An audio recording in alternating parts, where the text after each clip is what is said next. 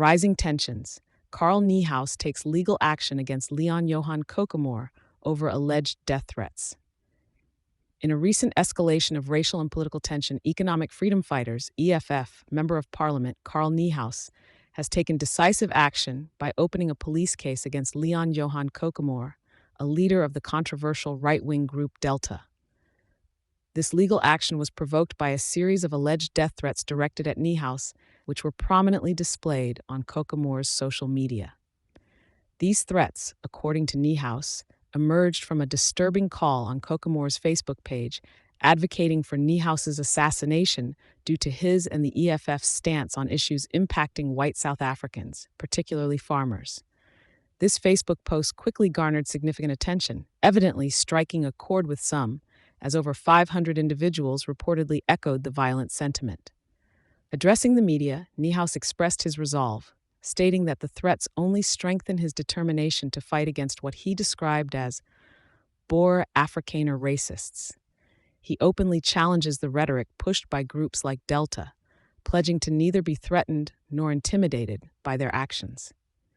In response to the unfolding events, the EFF has issued a strong condemnation of the threats, underscoring Koekemoer's historical connections to extreme right-wing activities and branding his actions as reflective of a deeper, dangerous, and racist element within South African society.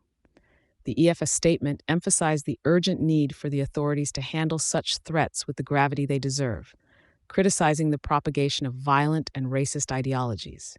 Niehaus's decision to pursue legal recourse echoes his broader history of activist stances and his no-holds-barred approach to tackling what he identifies as systemic injustices. His often fiery and polarizing methods have not been without controversy. In a recent separate incident, Niehaus had a vehement exchange with journalist Karen Maughan over social media about her reporting, which he perceived as adversarial. On the other hand, Koekemoer staunchly defends his position and remarks on social media, framing it as a defense against what he perceives as attacks on white South Africans by figures like Niehaus and movements like the EFF. Despite the backlash and the ongoing legal pressures, Koekemoer remains defiant, asserting his readiness to counter what he describes as incitations of racial violence by the EFF. As this case progresses, it is poised to become a significant focal point in discussions about freedom of speech, racial tensions, and the boundaries of political advocacy in South Africa. The legal outcomes and the broader societal reactions could provide new frameworks for addressing similar conflicts in the future, potentially shaping the landscape of South African political and social discourse. Thank you for choosing Satori News.